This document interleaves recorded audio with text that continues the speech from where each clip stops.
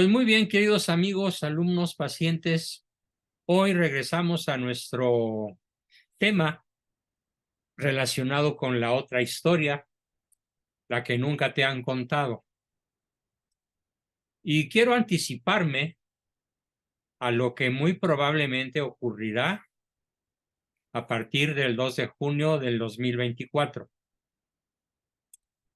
A pesar de los esfuerzos que haga la oposición, la alianza del Frente Amplio por México, el PRI, el PAN, PRD, con su candidata Xóchitl Gálvez, hagan lo que hagan, mi pronóstico lamentable, pero realista, nada pesimista, sino realista, es que el bulto de Palacio hará todo lo posible y hasta lo imposible, lo ilegal físicamente a su alcance, para no ceder el poder, para que Morena siga destruyendo el país, porque hoy vamos a hablar de qué hay detrás de eso, qué hay detrás y qué hay encima.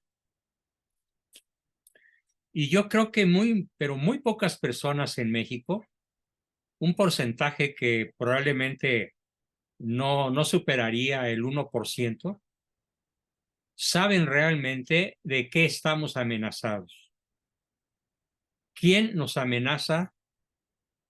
Paulatinamente, siempre ha sido una amenaza desde la caída de Iturbide, tema que vimos la sesión pasada, pero que conforme pasan las décadas y ya 2 siglos, estamos al borde del abismo.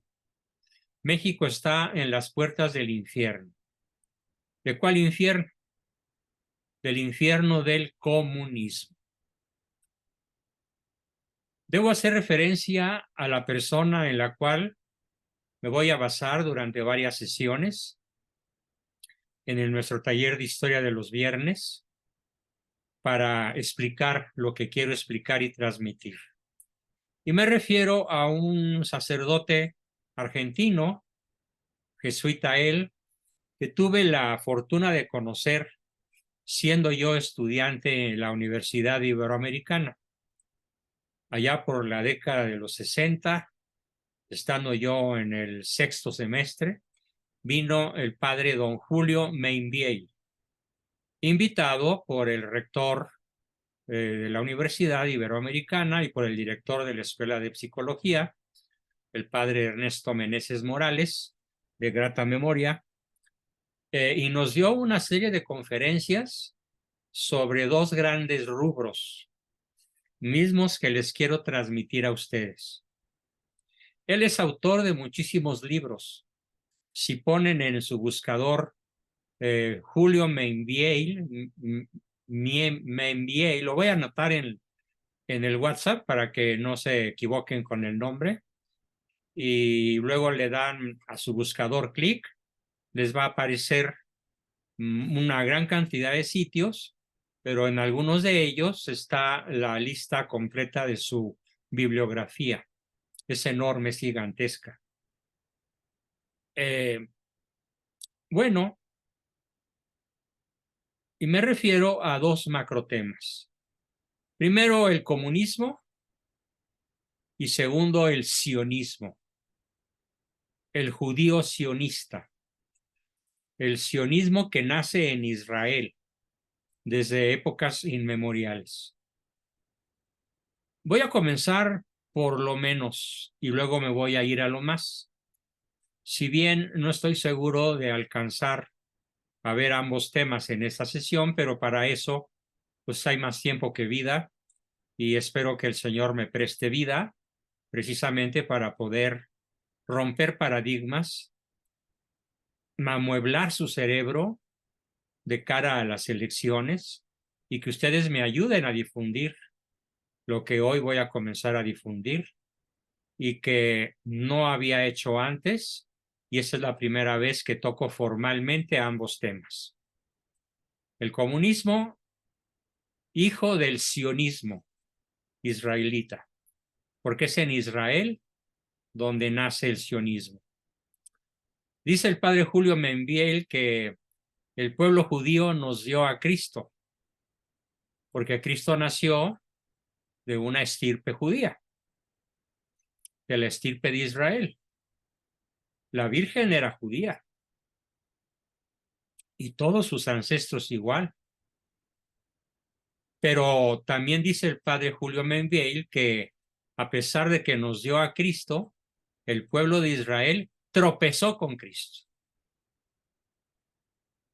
No lo supo aceptar, no lo supo aquilatar y lo asesinó, lo colgó de una cruz y lo asesinó. Y desde entonces, a lo largo de la historia, nos explica el padre Julio Membiel en su libro El judío en el misterio de la historia, nos explica lo que hoy vamos a comenzar a explicar. El gran hecho, dice don Julio, que se ofrece a las generaciones que habitan en este siglo en nuestro planeta. El padre escribió en el siglo XX y murió en el siglo XX. Nació en el siglo XX, murió en el siglo XX. Murió un poco de menos de 60 años, relativamente joven. Si hubiera vivido más, hubiera sido todavía más prolífico. Así que él se refiere al siglo XX, pero yo me voy a referir al XX y al XXI, y también al XIX, porque el comunismo empieza a mitad del siglo XIX. Lo que nos ofrece estos 3 siglos, del XIX hasta hoy, es el avance sostenido e incontenible del comunismo ateo. Decir comunismo ateo es como decir círculo redondo. Es un pleonasmo. No necesitamos decir círculo redondo porque ya sabemos que el círculo es perfectamente redondo para ser círculo. Bueno, pues de la misma forma, aquí sí debo ser explícito y decir que la palabra ateo va intrínsecamente ligada a la palabra comunismo. De tal manera que aquel que profesa el comunismo, aparte de estar excomulgado ipso facto, no puede ser católico aunque haya recibido el bautismo. Cosa que acontece prácticamente con la inmensa mayoría de los partidarios de Morenarco y de toda su horda comunista.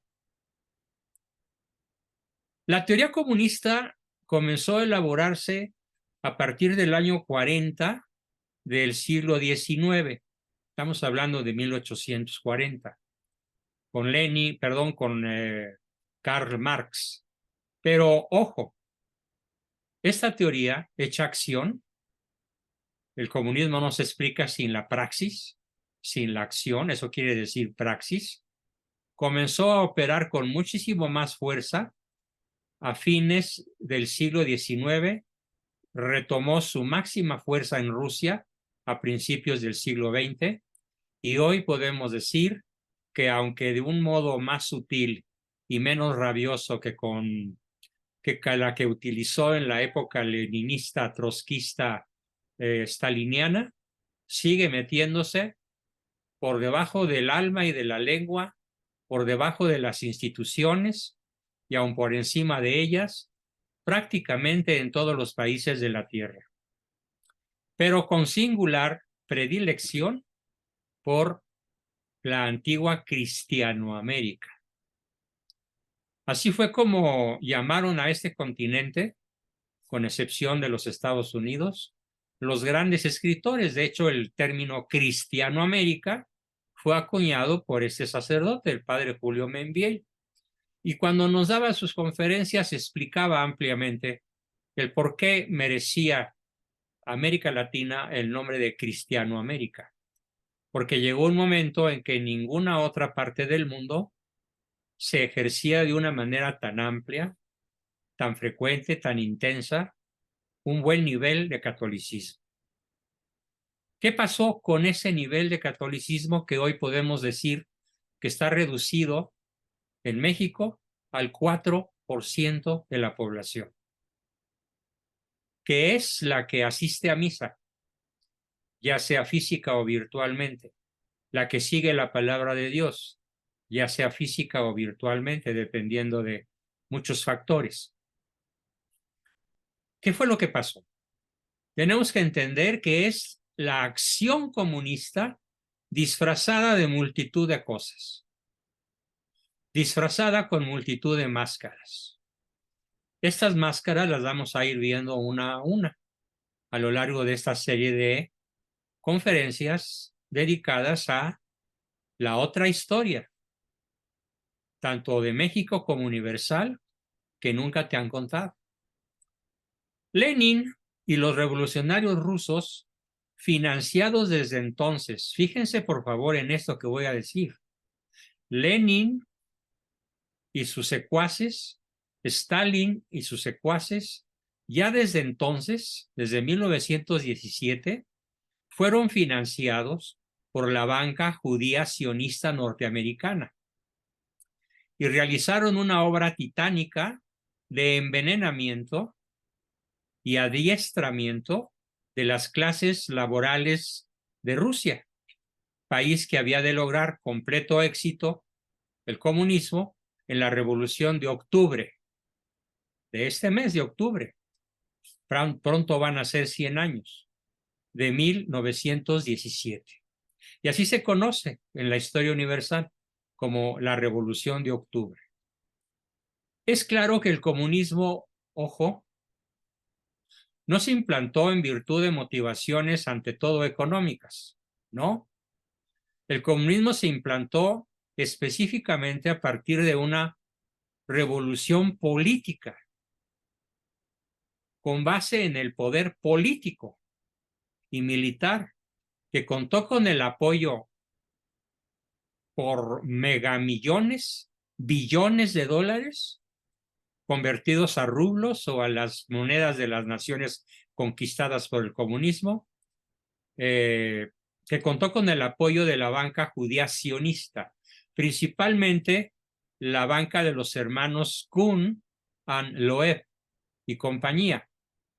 Y curiosamente, con la ayuda del ejército alemán, que por entonces podemos decir que estaba en Bavia, tanto el ejército alemán como su gobernante, el Kaiser. Después, muy caro pagaría Alemania, muy caro pagaría Alemania la estupidez o la ingenuidad cometida por su ejército y sus gobernantes en haber apoyado la Revolución de Octubre. Entonces, el poder político manejado por Lenin y sus secuaces a lo largo de cuando menos 70 años, removió y movilizó todos los resentimientos del pueblo ruso desquiciado y entregó esa noble acción a la camarilla revolucionaria que encabezaban Lenin y Trotsky. Ahora, como estamos en la historia de México, voy a hacer una analogía trágica. El poder político removió y movilizó todos los resentimientos del pueblo mexicano, desquiciado, y entregó nuestra noble nación a la camarilla revolucionaria que encabezan Malo, Sheinbaum y compañía. Esa es la analogía. Repito el primer enunciado. El poder político en la Revolución de Octubre en Rusia removió y movilizó todos los resentimientos del pueblo ruso, desquiciado, y entregó esa noble nación a la camarilla revolucionaria que encabezaban Lenin y Trotsky. Nada más cambien el nombre del país y el nombre de los líderes. Y es exactamente lo mismo. Y estamos a punto de caer en un marxismo leninista trotskista de lo peor. Por cierto, aprovecho como un pequeño paréntesis en aclarar que Xóchitl Gálvez fue trotskista en sus años mozos y que hay una avalancha de personas que todos los días me atacan rabiosamente, incluso tachándome de traidor a la iglesia, de mentiroso, de farsante, porque olvido que Xóchitl Gálvez es trotskista, comunista, leninista. No. Bueno, ya no lo es, lo fue. Fue un pequeño paréntesis. Desde entonces, el comunismo dispuso de una plataforma para expandirse por todo el globo, incluyendo a México. Recuerden que ya tuvimos en el siglo pasado un presidente conocido como el trompudo. ¿A quién le decían así? Pues nada menos que a Lázaro Cárdenas. A Gustavo Díaz Ordaz. No, están mal, falso. El trompudo era Lázaro Cárdenas. Ah. Lázaro Cárdenas, presidente comunista, totalmente comunista, que intentó implantar el comunismo como en Rusia. Pero por fortuna, a los comunistas norteamericanos que llevan un proyecto de comunización muchísimo más lento y sin afectar sus intereses económicos, frenaron a Cárdenas, que si no, se hubiera seguido la dinastía comunista hasta la fecha. Por fortuna, los presidentes posteriores a Cárdenas no fueron comunistas, pero sí fueron neoliberales y sí contribuyeron a construir el México prácticamente ateo que hoy sufrimos. Mientras se consolidaba fuertemente en Rusia, y yo digo, mientras se consolida fuertemente en México, apelando a métodos gigantescos de organización y usando sin escrúpulos y a escala nunca antes vista los medios más expeditivos de eficacia policial, montaba una poderosa maquinaria de acción revolucionaria encargada de propagar por todos los países del mundo el comunismo ateo. Si hacemos la analogía, queda perfectamente acomodada a México. Malo y Sheinbaum y su camarilla enloquecida de revolucionarios está montando una poderosa maquinaria de acción revolucionaria encargada de propagar por todos los pueblos, rancherías, capitales y zonas rurales de nuestro México el comunismo ateo. Y nadie se da cuenta. Y atacan, calumnian de comunista a quien no lo es. Y el 57% está inclinado a votar por una judía comunista atea, nacida en alguna nación europea. Unos dicen que en Lituania, otros dicen que en Bulgaria, pero para el caso es lo mismo. No es mexicana. Es atea, es revolucionaria y es comunista. Igual que Malo, con la diferencia de que tal vez a Malo lo bautizaron de niño y después se volvió un renegado y un taimado mentiroso, destructor de la nación mexicana, para que avance el comunismo ateo. La mejor demostración de esto es el contenido de los libros de texto que fue redactado por ideólogos comunistas ateos de nacionalidad venezolana.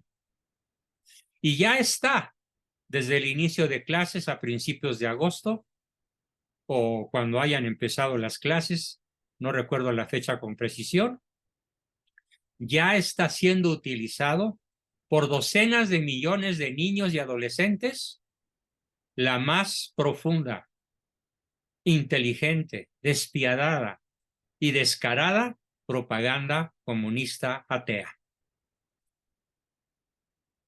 Después nos explica a don Julio que después de la Segunda Guerra Mundial y siempre a base del poder político, el comunismo logró insospechados beneficios y triunfos en la Europa oriental y en Asia.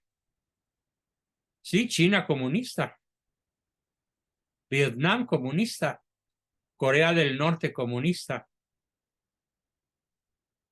Se salvaron Corea del Sur, Vietnam del Sur, probablemente la India. Rusia no se salvó. Bueno, podemos decir que hasta la era de Gorbachov el comunismo comenzó a dar un bajón tremendo en ese país y desde luego ahora Por fortuna, Putin está absolutamente alejado del comunismo, aunque no del totalitarismo, porque Putin es un gobernante totalitario. Digamos que él inaugura, aunque se oiga muy feo lo que voy a decir, inaugura la era putinesca, ya no comunista, sino vladimiriana putinesca, su era, su propia forma de gobierno. El comunismo ya es dueño hoy de más de la mitad de la tierra y amenaza ya a grandes naciones africanas y está instalado profundamente en varias naciones latinoamericanas, principal y descaradamente en Venezuela, en Nicaragua, en Cuba y con avances muy serios en Ecuador, en Perú, en Chile y hasta en la misma Argentina, hasta en el mismo Brasil. A pesar de que Bolsonaro parece ser anticomunista, no me da de todo confianza. Aquí surge una pregunta que incluso les quiero hacer a todos ustedes. ¿Cuál es el encanto? ¿Cuál es ese singular atractivo que ofrece el comunismo para que los pueblos se arrojen en sus brazos? ¿Por qué el 57% de los votantes mexicanos están dispuestos a arrojarse en brazos de la Sheinbaum? A pesar de que se sabe de manera amplia y bastante, es una mujer atea que destruye templos católicos en la Ciudad de México y que no tiene ningún empacho y no se muerde la lengua para decir que es atea. Hay muchos videos que circulan por la red. ¿Cuál es ese encanto entonces en el cual cayeron tantos cientos de millones de habitantes y que hoy tiene pescados por las tripas y el corazón a más de la mitad de los votantes de este país? Por el dinero. Está suficientemente documentado que el comunismo es un inmenso y terrible régimen carcelero.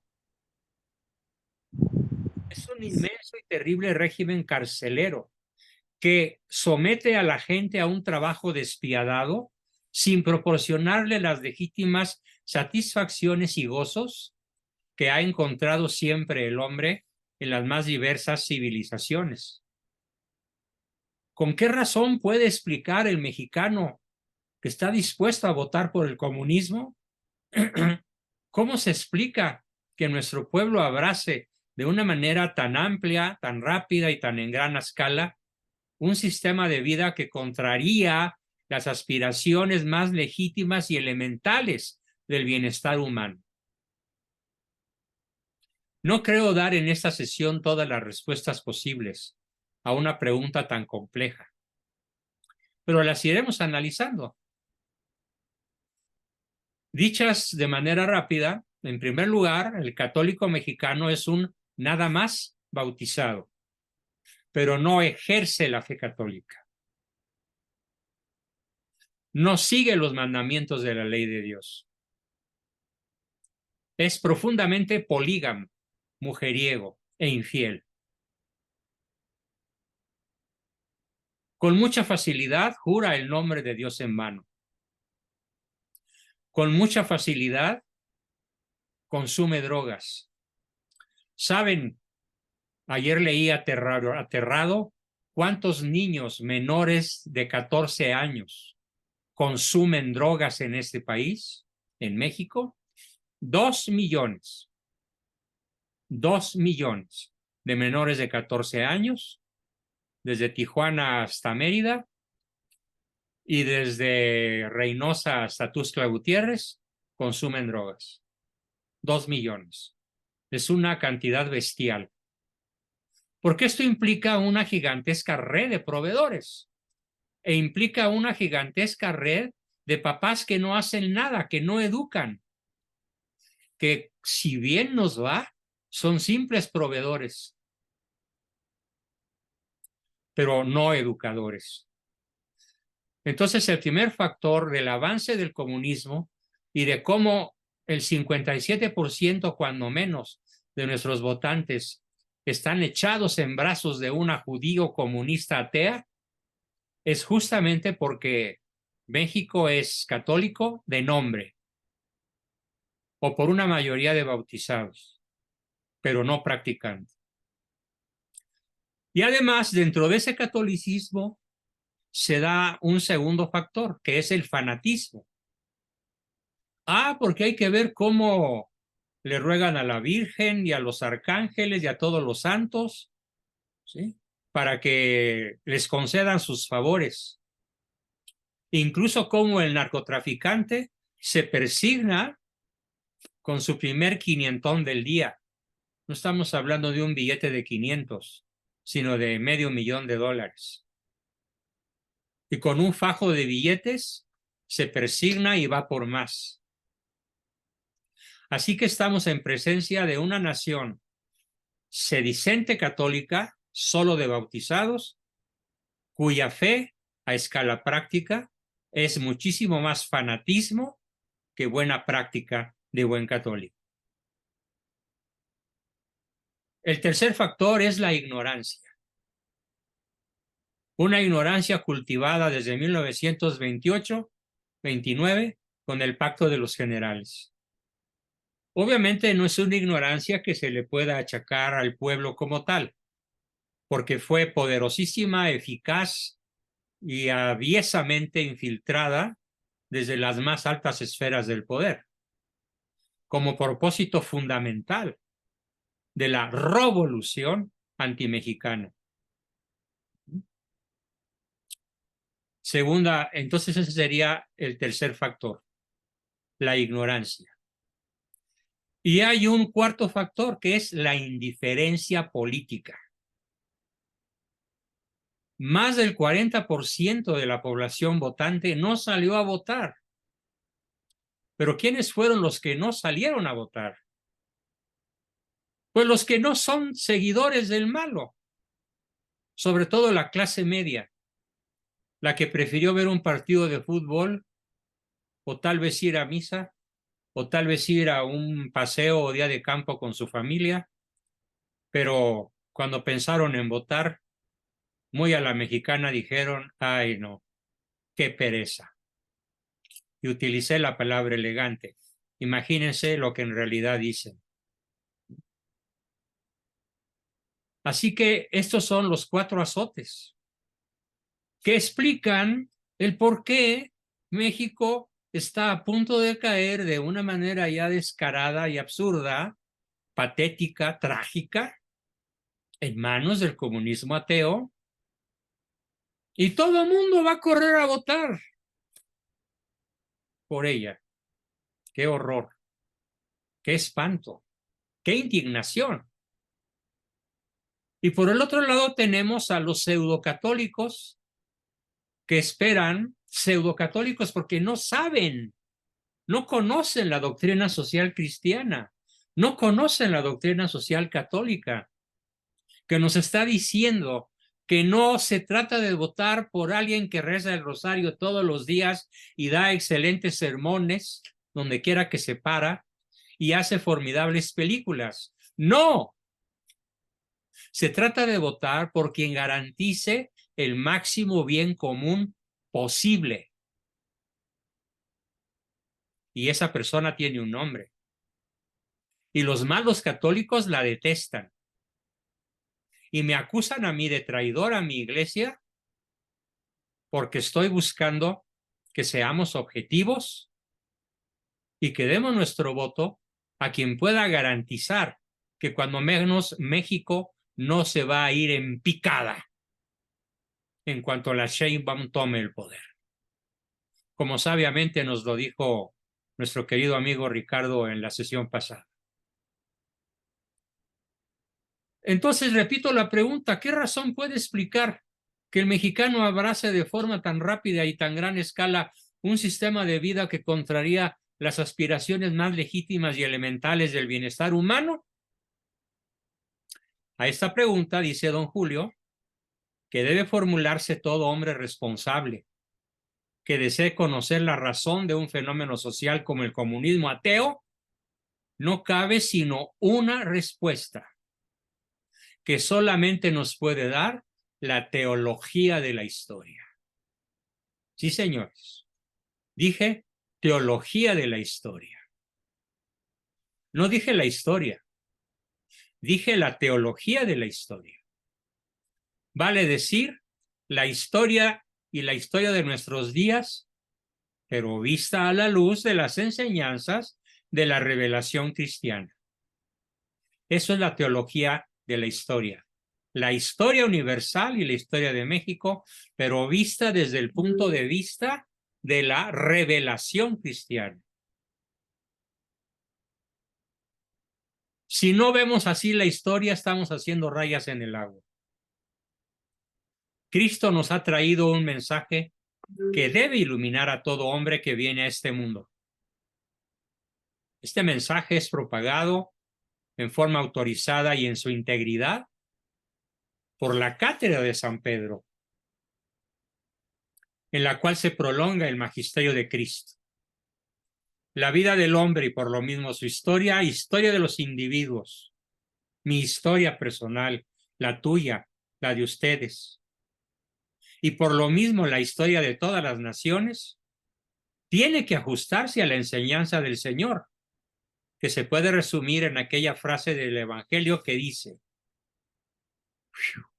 fíjense, buscad pues primero el reino de Dios y su justicia, y todo lo demás se os dará por añadidura.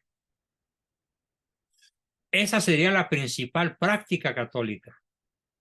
La búsqueda primero del reino de Dios y su justicia, y todo lo demás se nos daría por añadidura. Y añade nuestro Señor Jesucristo, si obráis de ese modo, no os inquietéis pues por el mañana, porque el día de mañana ya tendrá sus propias inquietudes. Bástele a cada día, bástele a cada día su propio afán. Nos lo platica San Mateo, capítulo 6, versículo 33. Con esto que acabo de explicar, el Señor Jesucristo, único maestro autorizado de la humanidad, le dice al hombre, ya sea un individuo como nosotros, un grupo como nosotros, sea un pueblo como México, o Rusia, o el que gusten. ¿Quieres ser feliz ya desde esta tierra? Sí es posible. Pues bien, serás feliz si buscas como fin primero de tu vida el reino de Dios. Cuando menos en la intimidad de tu hogar. Que Él reine en tu corazón. Que Él reine en medio de tu familia. Que Él sea nuestro referente para tomar decisiones. Si diriges tus esfuerzos en servir a Dios, lograrás, y solo entonces lo lograrás, lo que te es indispensable para la felicidad en este mundo. Si en cambio vives preocupado primeramente por tu felicidad en este mundo y andas inquieto pensando en el mañana de tu vida, ni serás feliz en este mundo, ni tampoco lo serás en el que viene. Tampoco lo serás en la eternidad. ¿Por qué? Porque te ocupaste excesivamente de la adquisición de bienes materiales en esta tierra y te olvidaste de manera absoluta de procurar el reino de Dios y su justicia. Esta palabra de Cristo nos platica el Padre Julio, que palabra como todas las suyas es de vida eterna, tiene valor y vigencia para la historia de los pueblos cristianos, que son por otra parte los pueblos rectores de la humanidad, rectores del mundo. Hay que pensar en el Imperio Español. Durante 3 siglos gobernó la tierra prácticamente. Por eso decía don Felipe II, rey de España, en mis dominios no se pone el sol. Pensemos también en el gobierno, en el dominio del imperio inglés, de la Commonwealth, que llegó a ser geográficamente, incluso hasta la fecha, más amplio y poderoso que el imperio español, para desgracia nuestra. ¿Por qué? Porque implantó una rebelión profunda contra Dios, el protestantismo, en sus pueblos y en los pueblos conquistados. ¿Qué podríamos pensar acerca de los pueblos cristianos o excristianos como es México? Si llega uno, peor todavía España, peor todavía Francia. En Europa solo quedan Hungría y Polonia, y probablemente Serbia, en donde un país pequeñísimo, pero en fin, hace unos cuantos días celebró una marcha multitudinaria a favor de la familia tradicional, cosa que me dejó verdaderamente sorprendido, maravillado. Yo no sabía que los serbios fueran tan partidarios de la familia natural. Me enteré hace unos cuantos días. Ellos sí tomaron en serio la palabra de Dios, los pueblos que acabo de mencionar. ¿Y qué pasaría si se dedicaran o si nos dedicáramos a la propagación de su reino por el mundo?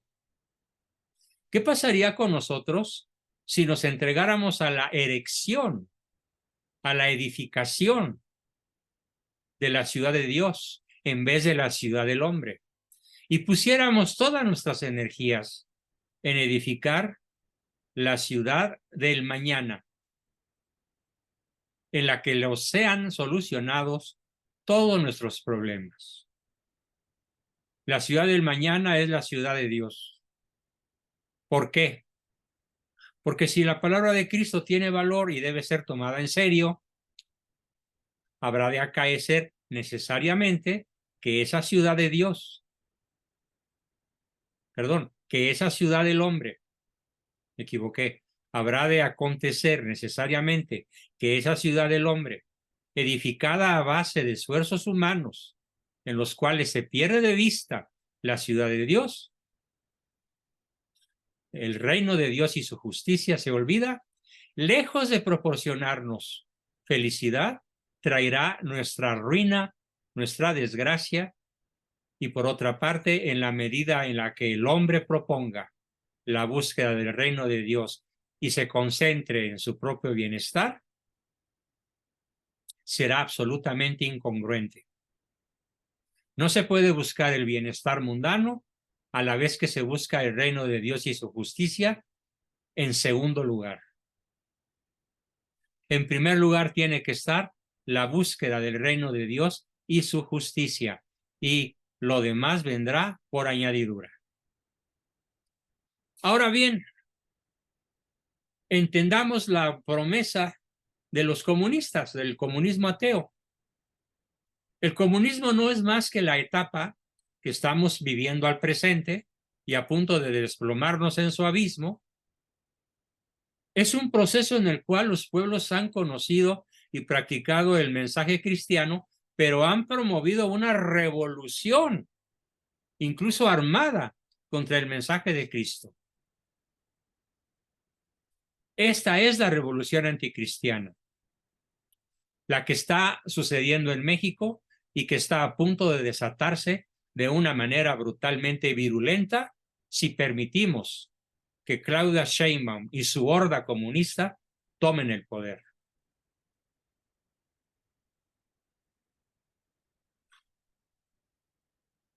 Cristo dijo, repito, buscad primero el reino de Dios, lo demás os será dado por añadidura. Y los pueblos cristianos ya convertidos en ateos o en renegados le contestaron, no, Señor, de ninguna manera. Buscaremos primero nuestro bienestar. Edificaremos primero la ciudad del hombre. Y he aquí que desde hace casi 5 siglos, la Europa cristiana ha comenzado a volver sus espaldas al Evangelio, a su propagación, y se ha dedicado a empresas puramente materiales. En países que fueron católicos, por ejemplo, Canadá, fue encarcelada una persona joven, un hombre joven, por quemar una bandera gay. Le dieron 15 años de cárcel. Acusado de crímenes de odio. En España, en Inglaterra, en otros países europeos, en Alemania, cualquiera que se atreva a afirmar que nada más hay dos sexos, varón y mujer, tiene garantizada la persecución oficialista de los gobiernos de oficio. Ya está decretado como un crimen el sostener que nada más hay hombre y mujer y que no hay un gen homosexual. Así que Europa y América Latina y Estados Unidos y prácticamente todo el mundo hoy se ocupan pues de la instalación del humanismo ateo, que promete y engaña y seduce, y por eso tiene la mayoría de la intención del voto. Así en toda América Latina, en toda Hispanoamérica, no hay una sola nación hispanoamericana en donde esta gigantesca trampa no se haya logrado por parte del comunismo en mayor o en menor grado. De una manera bestial, como en Cuba, Venezuela y Nicaragua, y de una manera aviesa, tramposa, mentirosa, hipócrita, sobre todo como en México, o Chile, o Colombia, etcétera. Así que el antiguo cristiano, el actualmente bautizado, pero neopagano, primero va por el capitalismo y ahora ya va por el comunismo, porque ofrece la utopía del paraíso en la tierra sin Cristo. Qué cómodo ha de ser entonces para la población mexicana que vota por esto decir, ¡ay, viva la Claudia! Claro, nos ofrece un cristianismo sin cruz. Nos ofrece edificar la ciudad del hombre sin tenernos que enfocar a la molesta, latosa y pasada de moda edificación de la ciudad de Dios. Bien, hasta aquí nuestra exposición de hoy y en la próxima sesión del próximo viernes vamos a ver las tácticas, más en concreto, más profundamente desmembradas, desenmarañadas, para que estemos muy alertas y nos demos cuenta de cómo casi como la humedad penetra en tierra seca, el comunismo se está instalando no solo en el gobierno de México, sino en la mente, en el alma, en la voluntad de la mayoría del pueblo de México. Es nuestro deber denunciarlo y combatirlo. Este hecho tan trágico que incluso puede llegar a representar la pérdida de nuestra libertad, comenzando por la pérdida de la propiedad privada. Espero equivocarme con mi profecía, pero hay que hacer oración, acción y formación para evitarlo.